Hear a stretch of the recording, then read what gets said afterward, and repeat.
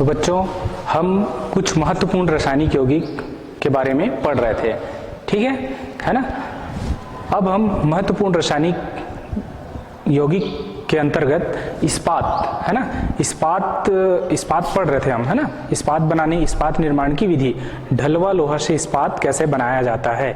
पिटवा लोहा से इस्पात हमने सीमेंटेशन विधि से देखा था, सीमेंटेशन विधि से कैसा बनाया जाता है, ठीक है। फिर हम कहाँ पर ढलवा लोहा पढ़ रहे थे, ढलवा लोहा से इस्पात निर्माण कैसे किया जाता है। तो इसमें ढलवा लोहा से इस्पात निर्माण की हमने बेशेमर विधि देखी थी, जिसमें अम्लीय बेशेमर और क्षारीय बेशेमर, ठीक है। इसके बाद आइए एक और विधि है ढलवा लोहा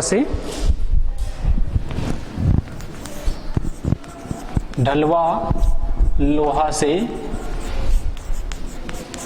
इस्पात निर्माण की विधि, है ना। सेकंड विधि है ढलवा लोहा से इस्पात निर्माण की विधि। सेकंड विधि है सीमेन मार्टिन की खुले तल वाली भट्टी, सीमेन मार्टिन, है ना, सीमेन मार्टिन की खुले तल वाली भट्टी,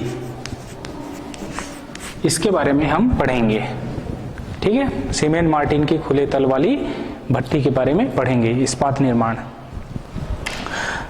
तो देखिए ये जो है इस्पात निर्माण की क्या है, आधुनिक विधि है ना, आधुनिक विधि है। आजकल जो इस्पात निर्माण किया जाता है इसी के द्वारा किया जाता है, ठीक। ये खुले तल वाली भट्टी है ना। इसका जो तल होता है वो उथला होता है, ठीक है। उथला मतलब उभार लिए होता है और दोनों साइड से खुला होता है, इस वजह से इसको क्या कहते हैं, खुले तल वाली भट्टी कहते हैं, है ना। सीमेन मार्टिन वैज्ञानिक का नाम है, इसी इन्होंने दिया था, तो इसी के आधार पर इसका नामकरण किया गया है, ठीक है।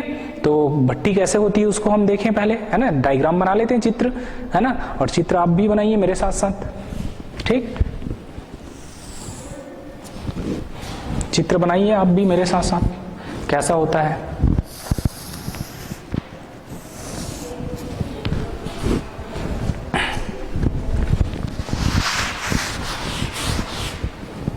इसको सीधा कर लें, है ना।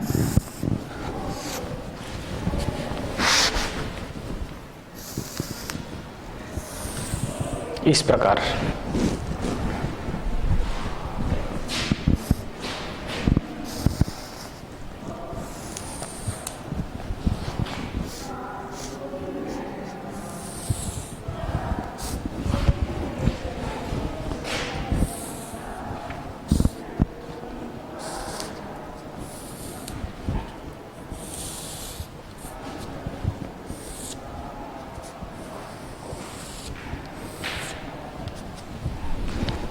इस प्रकार की एक भट्टी होती है जो दोनों सिरों से इधर और इधर क्या होती है, खुली हुई होती है।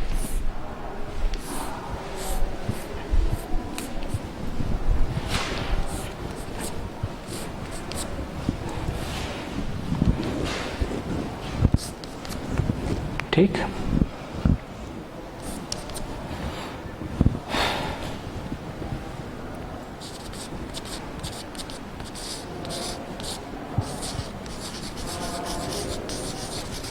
इसमें हम ढलवा लोहा को भर देते हैं।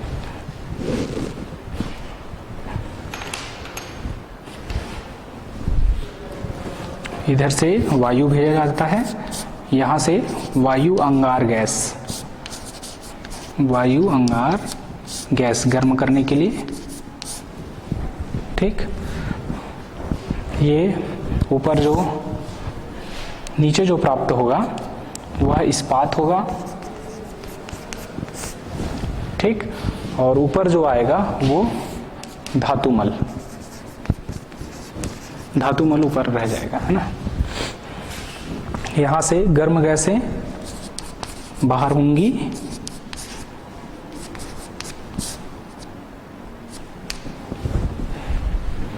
गर्म गैसें यहां से बाहर होगी, ठीक।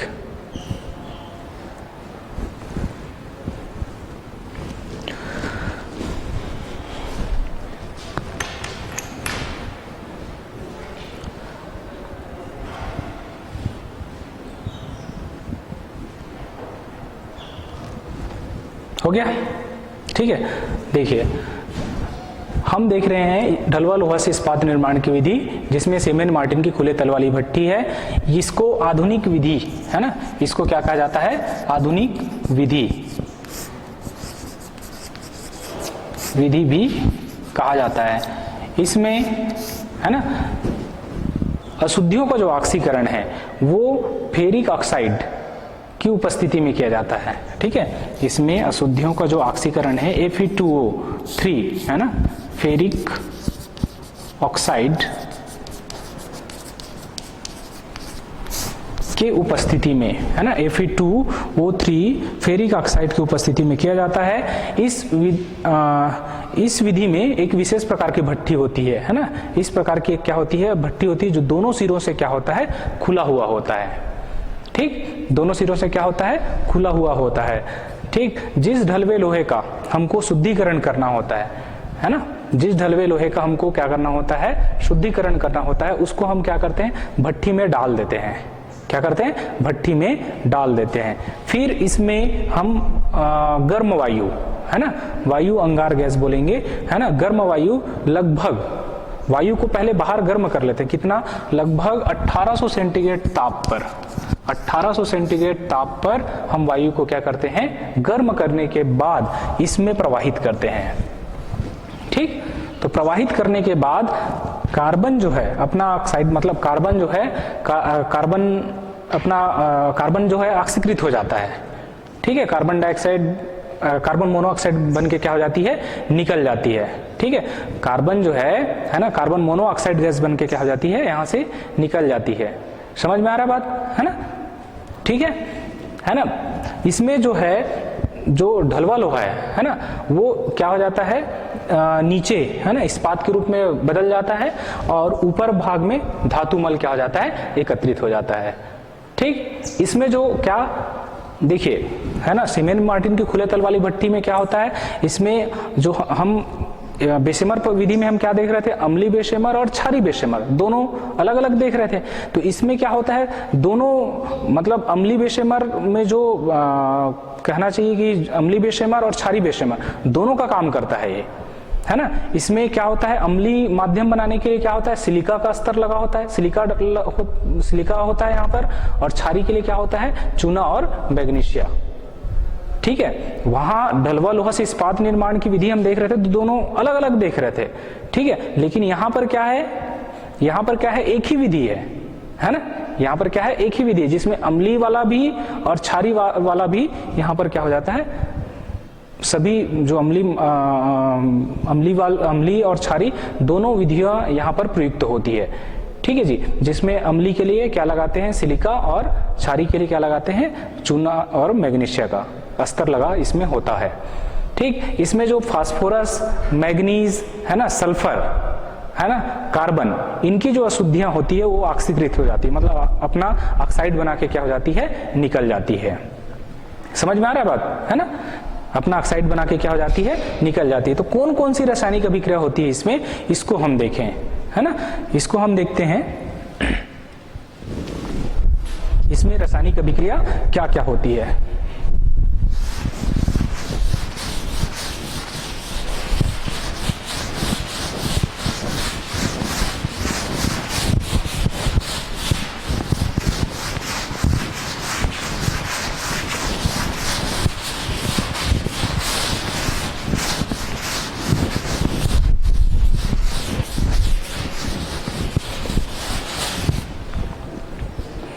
देखिए Fe2O3 है ना, से क्या आपका कार्बन अभिक्रिया करके क्या हो जाता है, यहां से आयरन Fe है ना, और क्या कार्बन मोनोऑक्साइड बनाता है, ठीक है। कार्बन क्या हो जाता है, कार्बन है ना, कार्बन मोनोऑक्साइड गैस बन के क्या हो जाती है, निकल जाती है। समझ में आ रहा है बात। Fe2O3 है ना, फेरिक ऑक्साइड से कार्बन अभिक्रिया करके कार्बन, देखिए आयरन अलग हो जाता है ना, आयरन अलग हो जाता है और कार्बन मोनोऑक्साइड गैस बन के क्या हो जाती है, निकल जाती है। इस प्रकार से कार्बन की अशुद्धि इसमें क्या हो जाती है, दूर हो जाती है। समझ में आ रही बात। एक चीज इसमें और है ना, किसकी अशुद्धि, सल्फर की अशुद्धि। सल्फर अपना ऑक्साइड बना के निकल जाएगा, मतलब सल्फर डाइऑक्साइड बन के निकल जाएगा। अभिक्रिया क्या होगी देखिए, 2Fe2O3 प्लस क्या, सल्फर, है ना। इसमें से आपका आयरन अलग हो जाएगा और आपका सल्फर डाइऑक्साइड SO2 बन के निकलेगा। ठीक, आयरन अलग हो जाएगा और सल्फर डाइऑक्साइड, मतलब सल्फर की अशुद्धि सल्फर डाइऑक्साइड के रूप में क्या हो जाएगी, बाहर निकल जाएगी। समझ में आ रहा है बात? ठीक है जी, है ना। इसके बाद आइए 10Fe2O3, इसमें जो है ना फास्फोरस की अशुद्धि होगी।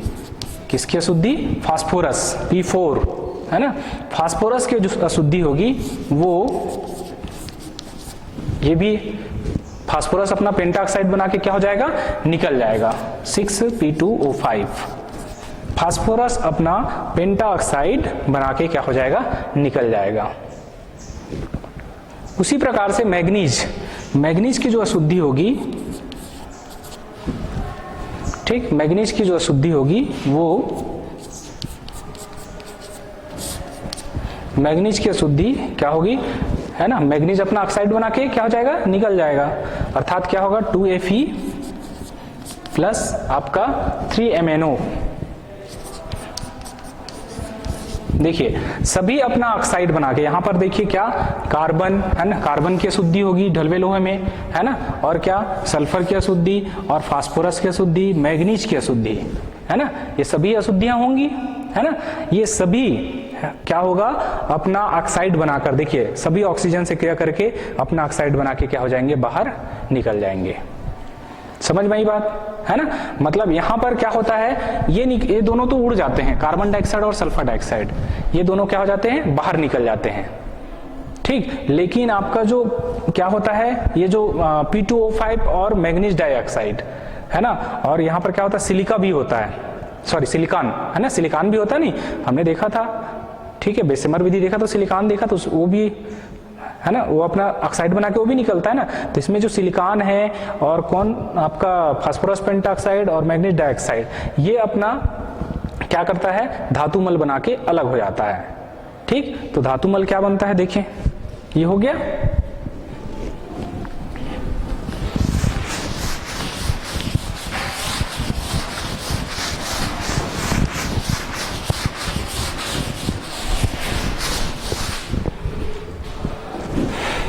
देखिए क्या, फास्फोरस पेंटाऑक्साइड P2O5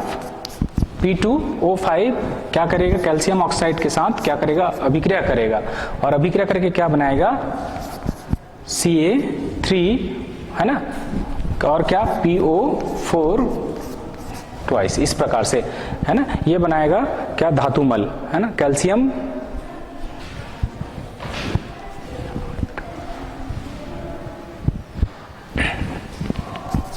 लीजिए 3CaO। ठीक, ये बनाएगा क्या, कैल्शियम फास्फेट, क्या बनाएगा, कैल्शियम फास्फेट, है ना, धातुमल, ये भी क्या है, ये धातुमल। फास्फोरस जो होगा, है ना, फास्फेट के रूप में, है ना, धातुमल अलग हो जाएगा। ठीक, उसी प्रकार से जो SiO2, है ना, SiO2 रहेगा, वो कैल्शियम ऑक्साइड के साथ, है ना, CaSiO3 बन के क्या हो जाएगा, निकल जाएगा, कैल्शियम सिलिकेट।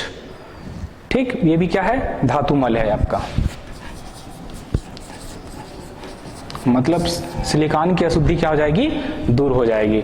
उसी प्रकार से मैग्नीज ऑक्साइड, है ना, मैग्नीज की अशुद्धि जो होगी, मैग्नीज पहले ऑक्साइड बनाएगा, ऑक्साइड बना के क्या होगा, SiO2 के साथ अभिक्रिया करेगा,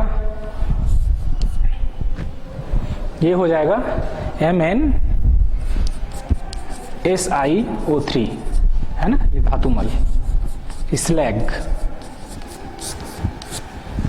ठीक है, तो इस प्रकार से ये अभिक्रिया भट्टी में होती है ना, इस प्रकार की अभिक्रिया क्या होती है, भट्टी में होती है। ठीक, अब देखिए इससे जो हमको क्या जो लोहा प्राप्त होता है ना, ढलवा लोहा प्राप्त होता है, उसमें हम क्या जैसे जैसे समय बीतते जाता है ना, भट्टी में जैसे जैसे समय बीतते जाएगा तो हम क्या करेंगे, बीच बीच में कार्बन की आवश्यक मात्रा मिलाते जाते हैं। कार्बन की क्या करते हैं, थोड़ी देर बाद क्या करते हैं, भट्टी में कार्बन की आवश्यक मात्रा मिलाते जाते हैं, है ना। जब इस्पात में कार्बन की उपयुक्त मात्रा रह जाती है तब हम कार्बन मिलाना क्या कर देते हैं, बंद कर देते हैं।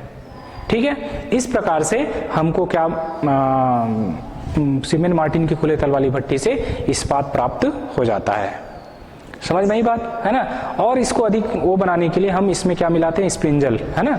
स्पिंजल जो कार्बन, है ना, लोहा और किसका, मैग्नीज का क्या होता है, मिश्र धातु होता है ना, उसको मिला देते हैं और आवश्यकता अनुसार अपन उसको इस्पात में क्या कर देते हैं, बदल देते हैं।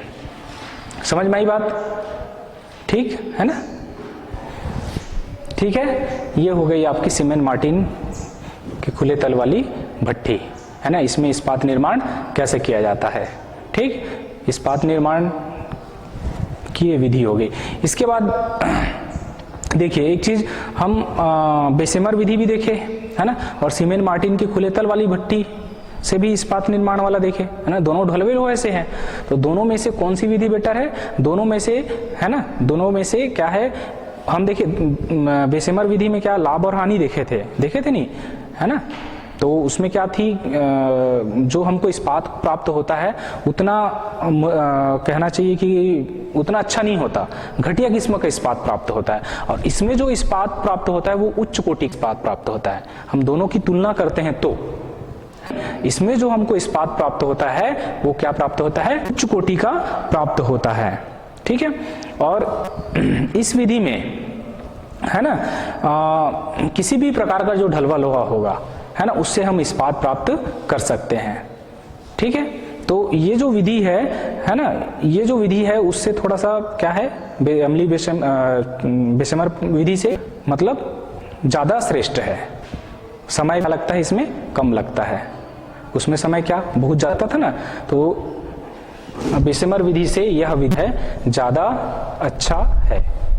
समझ में आ गई बात, ठीक है। आगे बढ़ते हैं फिर। इस प्रकार से आपका इस्पात बनाने की विधि, है ना, मतलब इस्पात निर्माण की विधि आपका क्या हो जाता है, कंप्लीट हो जाता है। हमने क्या देखा, इस्पात निर्माण क्या देखा हमने, सबसे पहले पिटवा लोहा से इस्पात निर्माण की विधि में कौन सा, सीमेंटेशन विधि देखा सीमेंटेशन विधि। इसके बाद हमने क्या देखा, ढलवे लोहे से इस्पात प्राप्त करने की, है ना, कौन सी विधि, बेसेमर विधि में हमने क्या देखा, अम्लीय बेसेमर देखा और कौन, क्षारीय बेसेमर। और सेकंड नंबर क्या देखा हमने अभी, सीमेंट की खुले तल वाली भट्टी। ठीक, इस प्रकार से आपका ये इस्पात क्या कंप्लीट हो जाता है।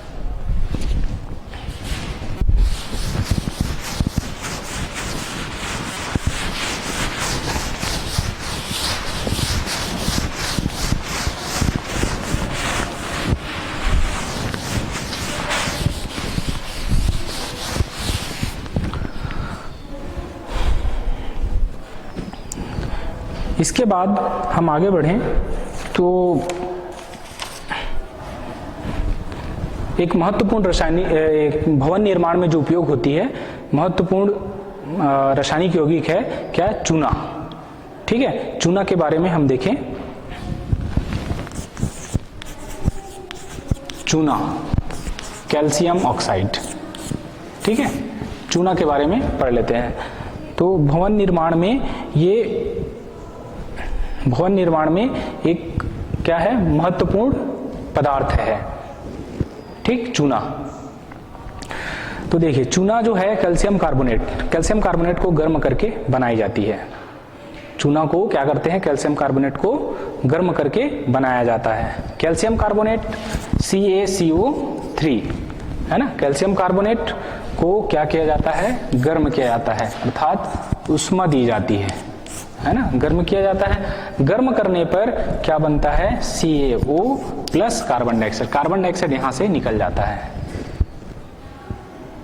ठीक, और ये आपका क्या बन जाता है, चूना।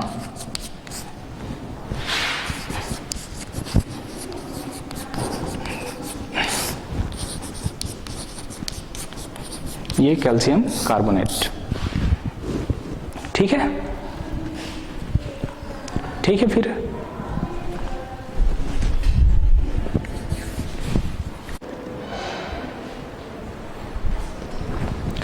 तो ठीक है ना, कैल्शियम कार्बोनेट को गर्म करने पर, है ना, कैल्शियम कार्बोनेट को गर्म करने पर कैल्शियम ऑक्साइड अर्थात चूना बनता है और कार्बन डाइऑक्साइड गैस क्या हो जाती है, मुक्त हो जाती है, बाहर निकल जाती है। ठीक है ना, तो इस प्रकार से चूना बनाया जाता है। ये जो प्रक्रम है उत्क्रमणी होता है ना, जो प्रोसेस है वो क्या होता है, उत्क्रमणी होता है। ठीक है ना। अब इसको भट्टियों में कैसे बनाया जाता है, तो चूना भट्टी का हम डायग्राम देख लेते हैं, उसका चित्र देख लेते हैं, उसके माध्यम से हम समझें। ठीक, तो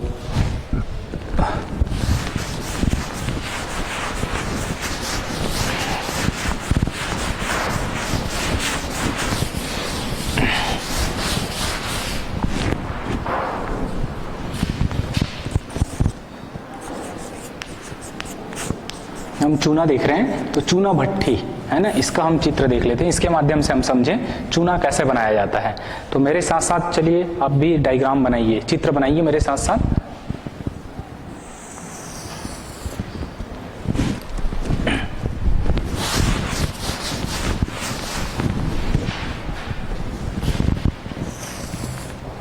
इस प्रकार की एक भट्टी होती है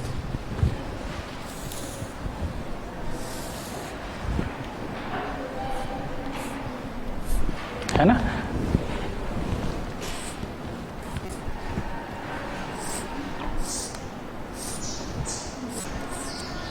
इस प्रकार की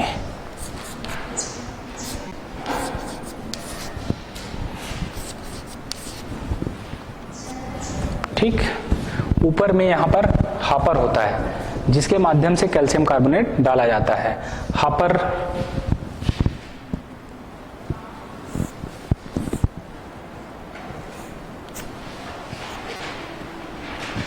इसमें क्या लगा होता है, हापर,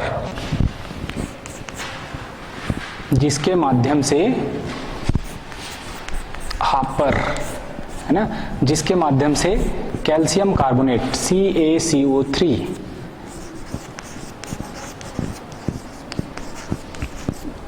कैल्शियम कार्बोनेट को डाला है।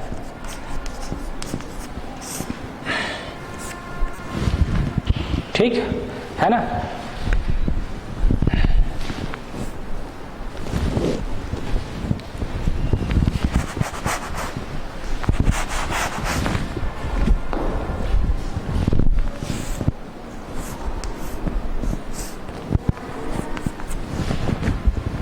ठीक है ना। इसमें चूना इस प्रकार से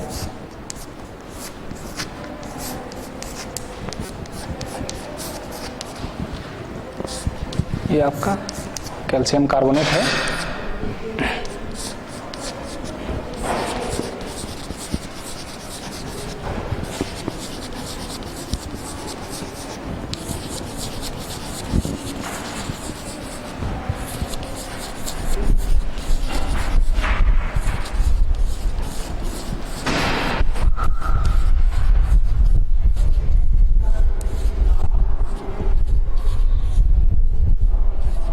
इस प्रकार से, ठीक है ना। ये जो है चूना पत्थर है, कैल्शियम कार्बोनेट, या इसको क्या कहते हैं, चूना पत्थर। ठीक, साइड में ईंधन है ना, इस प्रकार से भट्टी के साइड में ईंधन। ठीक, ईंधन के लिए साइड में जगह होता है, जैसे ईंधन है ये, ईंधन के रूप में कोयला है ना, कोयले की आग। ठीक है, क्या होता है, कोयले की आग।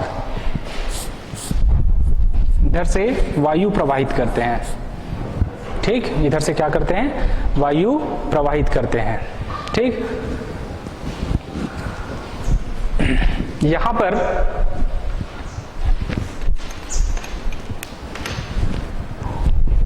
पर एक मार्ग होता है, गर्म गैस है ना, गर्म गैसें यहां से भट्टी में प्रवेश करेगी, है ना। गर्म जो गैसें रहेंगी यहां पर क्या करेगी, भट्टी में प्रवेश करेंगी।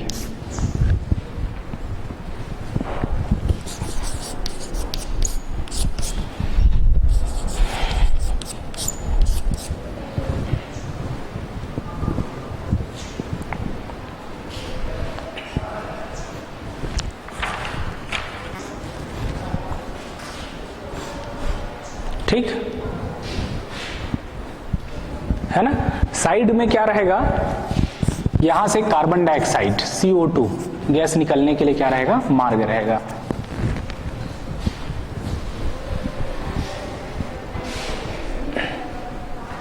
इस प्रकार से चूना भट्टी का क्या है, चित्र है।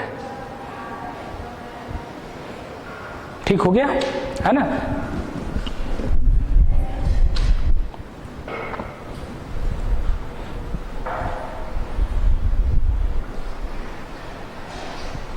ठीक है, इधर देखिए वर्णन इसका है ना। चूना भट्टी में चूना कैसे प्राप्त करते हैं। तो चूना एक महत्वपूर्ण रासायनिक यौगिक है। चूना ये है ना, घर बनाने है ना, चूना भवन निर्माण में क्या होता है, उपयुक्त होता है। ठीक, तो इसको निर्मित कैसे किया जाता है। तो चूना पत्थर अर्थात जो क्या होता है, कैल्शियम कार्बोनेट है ना, क्या होता है, कैल्शियम कार्बोनेट को गर्म करके क्या बनाया जाता है, चूना बनाया जाता है। गर्म करने पर क्या होता है, कार्बन डाइऑक्साइड गैस निकलता है ना। ये जो प्रक्रम है क्या होता है, उत्क्रमणी प्रक्रम होता है ना। कार्बन डाइऑक्साइड गर्म करने पर क्या होगी, यहाँ पर निकलेगी और चूना आपका क्या हो जाएगा, बच जाएगा। तो इस प्रकार की एक भट्टी होती है। देखिए इस प्रकार की क्या है, एक भट्टी होती है ना। इसमें हम क्या करते हैं, चूना पत्थर को हापर के माध्यम से है ना, ऊपर क्या होता है, हापर है ना, हापर के माध्यम से डालने का जो मार्ग होता है उसको हापर बोलते हैं। हापर के माध्यम से हम क्या करते हैं, चूना पत्थर को डालते हैं। ठीक है ना। अब ये जो भट्टी के साइड में है ना, भट्टी के साइड में क्या ईंधन के लिए क्या होता है, जगह होता है ना। यहाँ पर क्या, कोयले की जो आग होती है, यहाँ पर कोयले की आग वायु के माध्यम से क्या होती है, जलती है ना। जलने पर क्या होती है ना, ये जो है कैल्शियम कार्बोनेट क्या होता है, गर्म होता है। और गर्म होकर है ना, कैल्शियम कार्बोनेट CaCO3 है ना, गर्म होगा और गर्म होकर चूना में परिवर्तित हो जाएगा। कार्बन डाइऑक्साइड जो बनेगी है ना, कार्बन डाइऑक्साइड जो बनेगी वो भट्टी में ऊपर क्या होता है, मार्ग होता है कार्बन डाइऑक्साइड के लिए है ना। इस मार्ग के माध्यम से कार्बन डाइऑक्साइड क्या हो जाएगी, बाहर निकल जाएगी। ठीक है ना। और जो कैल्शियम ऑक्साइड होगा, चूना जो होगा वो नीचे है ना, नीचे हमको प्राप्त होगा है ना। जो चूना जो होगा हमको क्या होगा, नीचे प्राप्त होगा। इस प्रकार से यहाँ देखिए चूने के लिए है ना, मार्ग है कि नहीं यहाँ पर। ठीक है, इधर हम नीचे चूने को क्या कर लेंगे, प्राप्त कर लेंगे। समझ में आया ये है ना। ठीक है जी, है ना, कोई प्रॉब्लम तो नहीं है। ठीक, एक बार और देख लीजिए है ना, नहीं समझ आया होगा तो समझ आ जाएगा है ना। चूना भट्टी इस प्रकार की एक भट्टी होती है। इसमें हम क्या करते हैं, ये जो होता है ना, इसमें जो चूना को हापर के माध्यम से कैल्शियम कार्बोनेट अर्थात चूना पत्थर को, ठीक है, कैल्शियम कार्बोनेट CaCO3 को हम क्या करते हैं, हापर के माध्यम से यहाँ डालते हैं। ठीक, डालने के बाद इधर से हम क्या करते हैं, ईंधन को जलाते हैं वायु के माध्यम से। जलाने पर क्या होगी है ना, जलेगी, गैस बनेगी है ना। तो ये क्या होगा, कैल्शियम कार्बोनेट क्या होगा, गर्म होगा। गर्म होकर क्या होगा, चूना और कार्बन डाइऑक्साइड में क्या हो जाएगी, परिवर्तित हो जाएगी है ना। तो कार्बन डाइऑक्साइड बाहर निकल जाएगी और चूना क्या हो जाएगा, नीचे हमको प्राप्त हो जाएगा। ठीक, और इसमें टेम्परेचर लगभग 1000 है ना। इसका जो टेम्परेचर होता है लगभग 1000 सेंटीग्रेड तक इसको क्या करते हैं, गर्म करते हैं। इसको ध्यान रखेंगे है ना, 1000 सेंटीग्रेड तक इसको क्या किया जाता है, गर्म किया जाता है। समझ में आ रही बात। ठीक, समझ आ गया है ना। इस प्रकार से चूना बनाया जाता है भट्टियों में। तो आज हमने क्या क्या देखा, इस्पात है ना। इस्पात में हमने सीमेंट मार्टिन के खुले तल वाली भट्टी के बारे में पढ़ा। ठीक, इसके बाद हमने क्या देखा, एक महत्वपूर्ण रासायनिक यौगिक भवन निर्माण में जो उपयोग होता है, चूना के बारे में पढ़ा। ठीक, तो आज के लिए बस इतना ही है ना। आगे का अपन नेक्स्ट क्लास में देखेंगे। तो धन्यवाद फिर। ठीक है।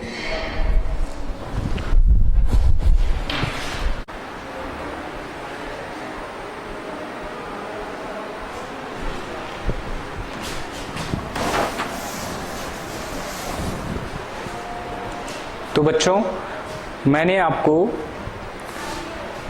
इस्पात प्राप्त करने की सीमेन मार्टिन के खुले तल वाली भट्टी के बारे में बताया था। इस्पात प्राप्त करने की सीमेन मार्टिन की खुले तल वाली, इसके बारे में मैंने आपको बताया था। तो इसमें इस्पात जो प्राप्त करना, इस्पात जो प्राप्त करने में जो समय लगता है, मैंने मिस्टेक वश बहुत कम समय लगता है ऐसा